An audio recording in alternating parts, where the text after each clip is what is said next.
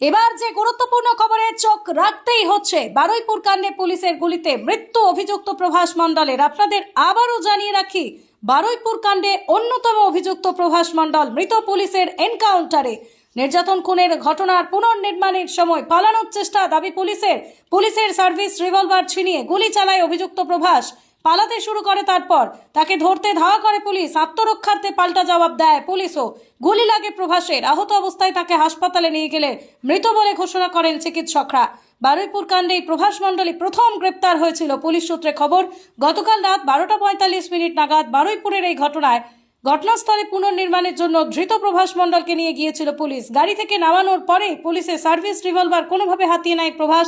গুলি চালায় সে, এমনকি পালানোর চেষ্টাও করে। প্রভাস মণ্ডল পালানোর চেষ্টা করার সময় গুলিবিদ্ধ হয় সে, এমনটাই দাবি পুলিশের।